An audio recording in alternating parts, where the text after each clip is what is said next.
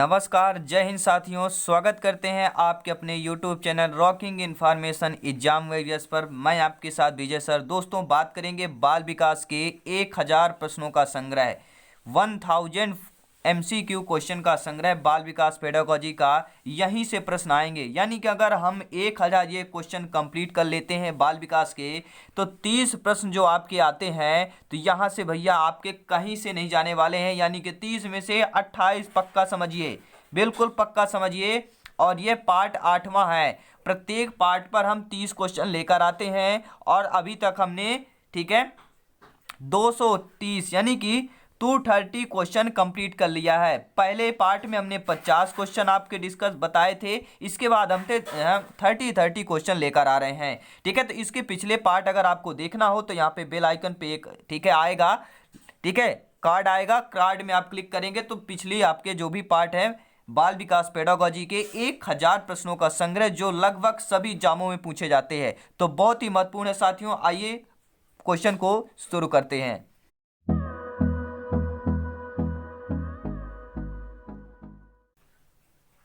तो दोस्तों, फाइनली यहाँ पे पिछला क्वेश्चन हमने पूछा था, पिछली क्लास का यहाँ पे लास्ट क्वेश्चन था कि किस अवस्था में पारिवारिक जीवन कष्टमय होता है। तो किस अवस्था में होता है? 13 से 18 वर्ष में होता है, ठीक है। और आज के पार्ट का पहला क्वेश्चन है, घनिष्ठ और व्यक्तिगत मित्रता का काल है। जो घनिष्ठ और मित्रता व्यक्ति, यानी कि इस उम्र में, इस काल में, इस समय में ज़्यादातर घनिष्ठ मित्रता या व्यक्तिगत घनिष्ठ मित्रता होती है, वह कौन सी अवस्था कहलाती है? पूर्व बाल्यावस्था, उत्तर बाल्यावस्था, पूर्व किशोरावस्था या उत्तर किशोरावस्था। तो घनिष्ठ और व्यक्तिगत मित्रता का काल कहलाता है वह आपका उत्तर किशोरावस्था कहलाता है, ठीक है। और नेक्स्ट क्वेश्चन देखेंगे। अगला प्रश्न है, किशोरावस्था को शैशवावस्था का, ठीक है, पुनरावर्तन किसने कहा है? यानी किशोरावस्था को शैशवावस्था का क्या है? पुनरावर्तन किसने कहा है भैया? वाटसन ने, रास ने, एरिक्सन ने, कर्क पैट्रिक ने। तो किशोरावस्था को शैशवावस्था का, ठीक है, पुनरावर्तन किसने कहा है भैया? तो राइट आंसर हो जाएगा रास ने कहा है। रास कौन है आपके? रास एक वैज्ञानिक है, याद रखिएगा, ठीक है। रास एक मनोवैज्ञानिक है, ठीक है। और नेक्स्ट क्वेश्चन यहाँ पे पूछा गया था, लगभग 40% बालकों को एक या इससे अधिक बार का विषम लिंगी अनुभव होता है, यह किसका कथन है? बहुत अच्छा प्रश्न है, ध्यानपूर्वक देखिए, समझते हैं क्वेश्चन क्या पूछा गया है। कि लगभग 40% बालकों को, यानी कि टोटल बालकों में 40% बालकों को यह लगता है कि एक या इससे अधिक बार का विषम लिंगी अनुभव होता है। यह किसका कथन है? यह कथन किसका है भैया? रास का है, फ्रॉयड का है, गेट्स एवं अन्य का है, या क्रो एवं क्रो का है? तो यह कथन आपका गेट्स एवं अन्य का है। और दोस्तों, PDF फाइल आपको फ्री में मिलेगी, टेंशन नहीं लेना है। पूरा वीडियो अंत तक देखिए। PDF फाइल में आप अच्छी तरीके से 1-2 बार स्टडी कर सकते हैं। Telegram channel, WhatsApp group join कर लीजिएगा, लिंक आपको वीडियो को डिस्क्रिप्शन में मिल जाएगा, ठीक है। नेक्स्ट क्वेश्चन देखते हैं। अगला प्रश्न है, किस अवस्था का बालक अपने समूह को अपने विद्यालय और परिवार से भी अधिक महत्वपूर्ण समझता है? बहुत अच्छा प्रश्न है साथियों। यानी कि ऐसी कौन सी अवस्था होती है बालक की जिसमें अपने समूह को अपने विद्यालय और परिवार से भी अधिक महत्वपूर्ण समझता है, यानी कि अपने समूह को ज्यादा उत्तरदायित्व देता है, ठीक है। ऐसी कौन सी अवस्था होती है? तो वह आपकी किशोरावस्था होती है। नेक्स्ट क्वेश्चन देखेंगे, किस अवस्था में सिर व मस्तिष्क का भार लगभग पूर्ण हो जाता है? यानी ऐसी कौन सी अवस्था बालक की होती है जहां पर बालक के मस्तिष्क और सिर का जो वजन होता है, भार होता है, लगभग पूर्ण, यानी कि पूरी तरह से विकसित हो जाता है उसका मस्तिष्क। तो किस अवस्था में बालक का मस्तिष्क पूरी तरह से विकसित हो जाता है, भार लगभग पूर्ण हो जाता है? शैशवावस्था में, पूर्व बाल्यावस्था में, उत्तर बाल्यावस्था में, पूर्व किशोरावस्था में। तो मस्तिष्क का भार लगभग पूर्ण हो जाता है किस अवस्था में? पूर्व किशोरावस्था में, ठीक है। जैसे किशोरावस्था में बच्चा या बालक कदम रखता है, वैसे ही उसका सिर और मस्तिष्क का भार लगभग पूरी तरह हो जाता है, जैसे एक मनुष्य का या व्यक्ति का होना चाहिए। नेक्स्ट क्वेश्चन है साथियों, प्रज्ञादंत किस अवस्था में निकलते हैं? जो प्रज्ञादंत होते हैं वह किस अवस्था में निकलते हैं? 18 वर्ष में, 12 वर्ष में, 9 वर्ष में या 15 वर्ष में? तो प्रज्ञादंत किस अवस्था में निकलते हैं? 18 वर्ष में निकलते हैं, ठीक है। और नेक्स्ट क्वेश्चन देखेंगे यहाँ पर, जीवन का बसंत काल कहाँ है? बहुत अच्छा प्रश्न है साथियों। जीवन का बसंत काल कहाँ है? किसने कहा है? किशोरावस्था, बाल्यावस्था, शैशवावस्था या पूर्व बाल्यावस्था? तो जीवन के बसंत काल कब कहा जाता है, किस अवस्था को कहा जाता है? तो राइट आंसर हो जाएगा किशोरावस्था को ही जीवन का बसंत काल कहा जाता है। कहते हैं ना, जैसे बसंत ऋतु आता है तो पेड़ पौधे खिल उठते हैं, तो उसी प्रकार यहाँ पर भी है। तो जीवन का बसंत काल कहाँ कहा जाता है? किशोरावस्था का कहा जाता है। और नेक्स्ट प्रश्न देखेंगे साथियों। ठीक है, क्वेश्चन यहाँ पे लिखा है कि टीनेजर की अवस्था है। ठीक है, जो आपका टीनेजर की अवस्था होती है वह कौन सी होती है? शैशवावस्था, बाल्यावस्था, किशोरावस्था, प्रौढ़ावस्था? बहुत से बच्चों को, बहुत से भाई बहनों को यह लगता होगा कि अभी तक हमने प्रश्न पढ़ा क्यों नहीं है, अभी तक हमें कोई क्वेश्चन मिला क्यों नहीं है, क्योंकि आप रॉकिंग इन्फॉर्मेशन चैनल का अभी तक हिस्सा नहीं थे। ठीक है, तो पहली बार आए तो चैनल को सब्सक्राइब करने के साथ बेल आइकन प्रेस कर लीजिएगा, क्योंकि यहाँ पर सिलेबस बिल्कुल आपके एग्जाम पैटर्न के अनुसार रहेंगे। ठीक है साथियों, आपका सपना साकार होने वाला है। ठीक है, तो टीनेजर की अवस्था यहाँ पर कौन सी कहलाएगी? तो किशोरावस्था आपकी टीनेजर की अवस्था कहलाती है। और नेक्स्ट क्वेश्चन देखेंगे, किस अवस्था में स्वप्न दोष स्वाभाविक हो जाता है? बहुत अच्छा है, स्वप्न दोष की बात की गई है, तो ऐसी कौन सी अवस्था में स्वाभाविक हो जाता है? शैशवावस्था, पूर्व बाल्यावस्था, किशोरावस्था, प्रौढ़ावस्था? तो C option is the right answer हो जाएगा, किशोरावस्था में। ठीक है, और नेक्स्ट क्वेश्चन देखेंगे साथियों, के स्ट्रेन के अनुसार कितने वर्ष की अवस्था में बालक की रुचियों में स्थिरता आ जाती है? के स्ट्रेन के अनुसार कितने वर्ष की अवस्था में बालक की रुचियों की स्थिरता, यानी कि बालक की जो रुचि होती स्थिर हो जाती है? 12 वर्ष में, 15 वर्ष में, 20 वर्ष में, 6 वर्ष में? तो जब बच्चा है, बालक 15 वर्ष का होता है तो उसकी, ठीक है, जब 15 वर्ष की अवस्था में बालक पहुंचता है तो उसकी रुचियों में स्थिरता आ जाती है। नेक्स्ट क्वेश्चन देखेंगे, चरित्र निर्माण पर किसका प्रत्यक्ष प्रभाव पड़ता है? अगर चरित्र निर्माण की बात आ जाए कि इसका प्रत्यक्ष प्रभाव किस पर पड़ता है? वंशक्रम पर, स्वभाव पर, स्मृति पर या अभिप्रेरणा पर? तो चरित्र निर्माण पर किसका प्रत्यक्ष प्रभाव पड़ता है दोस्तों? स्वभाव पर प्रभाव पड़ता है। ठीक है, और नेक्स्ट क्वेश्चन है, वातावरण का संबंध है सामाजिक वातावरण से, प्राकृतिक वातावरण से, प्राकृतिक व सामाजिक वातावरण से, इनमें से कोई नहीं? तो वातावरण का संबंध किससे होता है साथियों?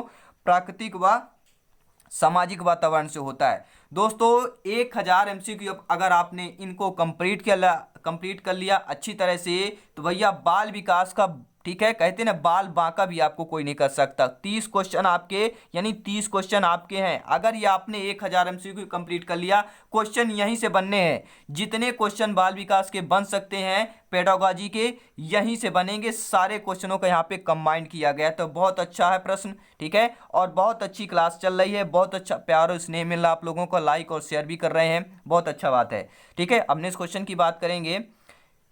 ठीक है, अभी तक हमने इसका क्वेश्चन का राइट आंसर देख लिया कि चरित्र निर्माण पर किसका प्रत्यक्ष प्रभाव पड़ता है? तो स्वभाव पर पड़ता है। किस पर? चरित्र निर्माण पर किसका प्रभाव पड़ता है? प्रत्यक्ष प्रभाव की बात की गई है, तो वह आपके स्वभाव पर ही पड़ता है। ठीक है, और नेक्स्ट क्वेश्चन देखेंगे, वातावरण का संबंध है, वातावरण का संबंध किससे होता है भैया?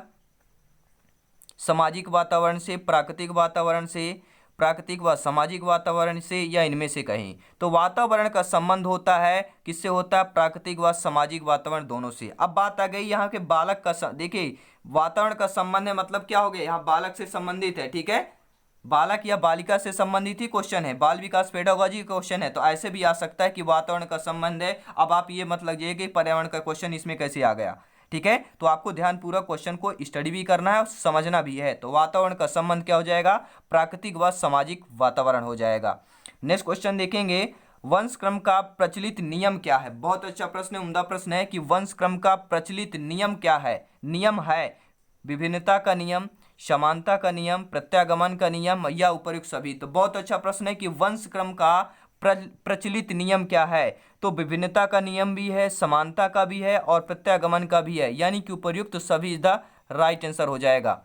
और नेक्स्ट क्वेश्चन यहाँ पे देखने वाले हैं साथियों, अगला प्रश्न है, प्रत्यागमन के सिद्धांत के अनुसार, यानी प्रत्यागमन का जो सिद्धांत है उसके अनुसार प्रतिभाशाली माता पिता की संतान प्रतिभाशाली होती है, प्रतिभाशाली माता पिता की संतान बहिर्मुखी होती है, प्रतिभाशाली माता पिता की संतान मंदबुद्धि होती है, या इनमें से कोई नहीं? तो बहुत अच्छा प्रश्न है कि प्रत्यागमन के सिद्धांत के अनुसार जो है प्रतिभाशाली माता पिता की संतान मंदबुद्धि होती है। याद रखिएगा, प्रत्यागमन के सिद्धांत के अनुसार प्रतिभाशाली माता पिता की संतान मंदबुद्धि होती है। ठीक है, नेक्स्ट क्वेश्चन की बात करेंगे दोस्तों।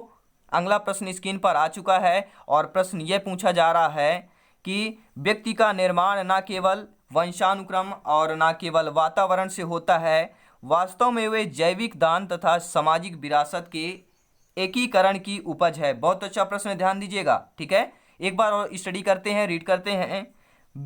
व्यक्ति का निर्माण न केवल वंशानुक्रम और न केवल वातावरण से होता है, यानी कोई भी व्यक्ति का निर्माण ना वंशक्रम से ना वातावरण से होता है, वास्तव में वह दैनिक दान सामाजिक विरासत का एकीकरण की एक उपज है। वास्तव में क्या है, व्यक्ति का जो निर्माण या वंशक्रम या ना वातावरण से होता है, व्यक्ति का निर्माण वास्तव में, ठीक है, जैविक दान तथा सामाजिक विरासत के एकीकरण की उपज है। अब निम्नलिखित में कथन यह किसने कहा? भैया साफ नजर आ गया, कथन किसका है? वुडवर्थ का है, लेमार का है, स्टेफेंस का है, क्रो एवं क्रो का है। तो भैया क्रो एवं क्रो का है। कौवा कहाँ बनाता है भैया? ऊंची डाल पे अपना घोंसला बनाता है। पर्यावरण का भी क्वेश्चन आ गया। ठीक है, यहाँ पर देखिए साथ साथ जो भी आएगा ना, ध्यान में अपने माइंड में चलते रहना चाहिए कि इससे रिलेटेड ये क्वेश्चन है। तो राइट आंसर क्या होगा? क्रो एवं क्रो हो जाएगा। नेक्स्ट क्वेश्चन देखेंगे साथियों। वातावरण का सर्वांगीण विकास निर्भर करता है। बहुत अच्छा प्रश्न है। वातावरण का जो सर्वांगीण विकास होता है निर्भर करता है, किस पर निर्भर करता है? वातावरण पर ही निर्भर करता है, वंशानुक्रम पर निर्भर करता है, या वंशानुक्रम एवं वातावरण दोनों पर निर्भर करता है, या इनमें से कोई नहीं। तो वातावरण का सर्वांगीण विकास आपके वंशानुक्रम एवं वातावरण दोनों पर निर्भर करता है। नेक्स्ट क्वेश्चन देखेंगे साथियों। समझ में आ गया हो तो लाइक शेयर करते जाइएगा, सभी फ्रेंड्स में शेयर कर दीजिएगा, सभी ग्रुप में शेयर कर दीजिएगा। राष्ट्र हित में शिक्षा है हमारा सपना, हमारा मकसद, हमारा सब कुछ यही है दोस्तों। देश हित में शिक्षा, राष्ट्र हित में शिक्षा, और आप लोगों का सिलेक्शन करवाना। आप लोगों का सिलेक्शन हो गया, हमारा सपना साकार हो गया, विजय सर का सपना साकार हो गया। तो क्वेश्चन देखेंगे, अगला प्रश्न है, वातावरण वह हर वस्तु है जो किसी अन्य वस्तु को घेरे हुए और उस पर सीधे अपना प्रभाव डालती है। बहुत अच्छा प्रश्न है। वातावरण वह हर वस्तु है जो किसी अन्य वस्तु को घेरे हुए और उस पर सीधे अपना प्रभाव डालती है। यह कथन किसने कहा था? वातावरण वह वस्तु है जो किसी अन्य वस्तु को घेरे हुए है और उस पर सीधे अपना प्रभाव डालती है। किसका कथन है? जिसबर्ट का है, क्रोएमक्रो का है, वुडवर्थ का है, रास का है। तो वातावरण की बात आ गई तो यहां पर जिसबर्ट का कथन है, याद रखिएगा। ठीक है, नेक्स्ट क्वेश्चन देखने वाले हैं साथियों। अगला प्रश्न स्क्रीन पर आ चुका है। बहुत अच्छा प्रश्न यहाँ पे दिया गया है। प्रश्न बहुत ही उम्दा प्रश्न है। ठीक है, टॉप 1 क्लास के सभी प्रश्न है, अपडेट क्वेश्चन है यहाँ पर। ठीक है, क्वेश्चन यह है कि व्यक्ति का विकास जो है वंशानुक्रम एवं वातावरण का होता है। देखिए अभी तक हमने क्या है, इनका क्या कर रहा था, आंसर निकाल रहा था। ऑप्शन पे हमने टिक किया था। ठीक है, कि व्यक्ति का विकास वंशानुक्रम वातावरण दोनों का होता है, व्यक्ति का विकास होता है वंशानुक्रम वातावरण दोनों का होता है। लेकिन अब क्वेश्चन पे ही आ गया कि व्यक्ति का विकास वंशानुक्रम एवं वातावरण का होता है। कैसे होता है? योगफल के रूप में, गुणनफल के रूप में, भागफल के रूप में, या उपर्युक्त सभी। अब कुछ स्टूडेंट ये सोचते होंगे भाई बहन कि ये सही है, आप यहाँ पे बाल विकास में योग, भाग, गुणनफल क्या कर रहे हैं? गणित पढ़ाने लगे क्या सर? नहीं, मैथ्स नहीं पढ़ा रहा दोस्तों, बाल विकास पेडागोजी शिक्षण शास्त्र पढ़ा रहा हूं आप लोगों के लिए। और शिक्षण शास्त्र का प्रश्न है कि जो व्यक्ति का विकास वंशानुक्रम एवं वातावरण, ये दो हो गए, दो पार्ट हो गए। इन दो पार्टों का क्या ये योगफल है? व्यक्ति का विकास जो है वंशानुक्रम वातावरण का योगफल होता है, या वंशानुक्रम वातावरण का गुणनफल होता है, या वंशानुक्रम वातावरण का भागफल होता है, ये आपके तीनों होते हैं। तो देखिए व्यक्ति का विकास जो होता है वंशानुक्रम वातावरण दोनों का गुणनफल, ठीक है, क्या है? दोनों का गुणनफल है, याद रखिएगा। ठीक है, और नेक्स्ट क्वेश्चन है, व्यक्ति समान है। व्यक्ति क्या है? समान है। कैसे? वंशानुक्रम वातावरण पर, वंशानुक्रम गुणे वातावरण पर। अभी हमने यहाँ पे क्या पढ़ लिया? हमने पढ़ा ना, व्यक्ति का जो विकास है वंशानुक्रम वातावरण पर होता है। कैसे? गुणनफल के रूप में होता है। तो भैया यही वही क्वेश्चन है। देखिए घुमा फिरा के पूछ लिया गया कि व्यक्ति का जो समान होता है कैसे होता है? तो वंशानुक्रम गुणे वातावरण होता है, मल्टीप्लिकेशन में है। ठीक है, गुणे के रूप में, गुणात्मक के रूप में, यानी गुणनफल के रूप में है। ठीक है, तो दोनों क्वेश्चन सेम है, समझने वाली बात है। क्वेश्चन अलग है, आंसर एक है, उद्देश्य एक है। ठीक है, और नेक्स्ट प्रश्न देखेंगे। वातावरण का घटक है साथियों। वातावरण का जो घटक है, परिवार होता है, विद्यालय होते हैं, समाज होता है, उपयुक्त सभी होता है। देखिए सभी लोग जानते हैं कि जो वातावरण घटक होता है परिवार से भी होता है, विद्यालय से भी होता है, समाज से भी होता है, तो उपयुक्त सभी हो जाएगा। ठीक है, दोस्तों जो बाल विकास पेडागोजी शिक्षण शास्त्र रहता है बच्चे के लिए नहीं होता, टीचर अध्यापक अध्यापिका शिक्षिका के लिए भी होता है, शिक्षक के लिए भी होता है, ध्यान रखिएगा, ठीक है। पेडागोजी बालक बालिका शिक्षक शिक्षिका दोनों के लिए होता है, इंपॉर्टेंट होता है, ठीक है। यानी कि देने वाला भी और लेने वाले के भी, दोनों के लिए इंपॉर्टेंट है। क्वेश्चन अगला देखेंगे दोस्तों, वंशानुक्रम के किस नियम के अनुसार बालक में अपने माता पिता के विपरीत गुण पाए जाते हैं? बहुत बहुत अच्छा प्रश्न है, ध्यान दीजिएगा कि वंशानुक्रम के किस नियम के अनुसार, जो वंशानुक्रम का ऐसा कौन सा नियम है जिस नियम पर बालक में अपने माता पिता के विपरीत गुण पाए जाते हैं? कौन सा नियम है? अर्जित गुणों के संक्रमण का नियम, प्रत्यागमन का, समानता का, या बीज कोष की निरंतरता का? तो राइट आंसर क्या हो जाएगा? प्रत्यागमन का नियम पर यह बात किया गया है। प्रत्यागमन नियम के अनुसार है कि वंशानुक्रम के प्रत्यागमन के नियम के अनुसार बालक में अपने माता पिता के विपरीत गुण पाए जाते हैं। नेक्स्ट क्वेश्चन देखने वाले हैं साथियों, अगला प्रश्न है, मंदबुद्धि माता पिता की संतानों का प्रतिभाशाली होना एवं प्रतिभाशाली माता पिता के मंदबुद्धि संतानों के होने की प्रवृत्ति किस नियम पर आधारित है? यानी कि क्वेश्चन का सार यह है, अगर मान लीजिए मंदबुद्धि माता पिता होते हैं तो उनकी संतानें प्रतिभाशाली होते हैं, एवं अगर प्रतिभाशाली माता पिता है तो उनकी संतानें जो है मंदबुद्धि की होती है, यानी विपरीत में। तो यह प्रवृत्ति जो है किस नियम पर आधारित है? तो यह जो प्रवृत्ति है किस नियम पर आधारित है? ये भी आपका प्रत्यागमन नियम पर भी आधारित है, ठीक है। और नेक्स्ट क्वेश्चन यहाँ पे देखने वाले साथियों, जैसे माता पिता होते हैं वैसे उनकी संतान होती है, यह किस नियम पर आधारित होता है? बहुत अच्छा प्रश्न है। यानी जैसे उसके माता पिता होंगे बालक के, वैसे ही वह बालक भी होंगे, ठीक है, वैसे संतानें होंगी, ठीक है। यानी जैसे संतान, जैसे माता पिता वैसे उसकी संतान, तो यह किस नियम पर आधारित होता है? विभिन्नता का नियम, समानता का नियम, प्रत्यागमन का नियम, अर्जित गुणों के संक्रमण का नियम। देखिए दोस्तों, अभी तक प्रत्यागमन के हमने 2-3 क्वेश्चन कर लिए, तो आप लोगों ने समझ गया होगा प्रत्यागमन का नियम कैसे क्या है। अगर माता पिता बुद्धिमान है तो बच्चे यहाँ पे कैसे होते हैं? मंद बुद्धि के होते हैं। अगर बच्चे माता पिता मंद बुद्धि के हैं तो बच्चे बुद्धिमान होते हुए प्रत्यागमन का नियम कहलाता है। लेकिन अगर माता पिता भी बुद्धिमान हो, संतान भी बुद्धिमान हो, यानी कि जैसे माता पिता वैसे संतान भी हो, तो वह समानता का नियम कहला जाएगा, ठीक है। और नेक्स्ट क्वेश्चन देखेंगे, बालक अपने माता पिता के बिल्कुल समान न होकर उनसे कुछ भिन्न होते हैं, यह नियम किस पर आधारित है? यानी बालक जो है अपने माता पिता के बिल्कुल समान नहीं होते, यानी कि face to face, same to same, ठीक है, डुप्लीकेट नहीं होते हैं, समान होकर कुछ ना कुछ भिन्न होते हैं, तो यह किस नियम पर आधारित कहा जा सकता है? समानता का, प्रत्यागमन का, विभिन्नता का। देखिए अब यहाँ पे आ गई समानता का नियम हम समझ गए, प्रत्यागमन का नियम समझ गए। अब ये दो तो हो नहीं सकता इसमें, अब क्या होगा? विभिन्नता का नियम होगा या अर्जित गुणों के संक्रमण का नियम होगा? तो देखिए विभिन्नता का नियम राइट होगा, क्योंकि बालक अपने माता पिता के बिल्कुल समान होकर कुछ भिन्न होते हैं। क्वेश्चन पे ही आंसर दिया गया है, क्वेश्चन पे ही आंसर आपके दिया गया कि कुछ भिन्न होते हैं, यानी भिन्नता का नियम हो जाएगा, ठीक है, सिंपल सी बात है। नेक्स्ट क्वेश्चन यहाँ पे देखने वाले हैं, अगला प्रश्न है, विभिन्नता के नियम के सिद्धांत के प्रतिपादक कौन थे? बहुत अच्छा प्रश्न, टॉप क्लास का क्वेश्चन है। सो दोस्तों टॉप क्लास का नंबर 1 का क्वेश्चन है, साइन करके दे देता हूं आपको, ठीक है। जो क्वेश्चन टॉप क्लास के होते हैं 100% आने के चांसेज होते हैं, ठीक है। विभिन्नता के नियम सिद्धांत के प्रतिपादक कौन है भैया? मेंडल हैं, डार्विन है, व लैंडमार्क और बीचमैन है, या यंग या मैंक, ठीक है। तो विभिन्नता के नियम के सिद्धांत आपके डार्विन व क्लार्क हैं, सॉरी डार्विन व लैमार्क हैं, ठीक है, याद रखिएगा, इंपॉर्टेंट क्वेश्चन है।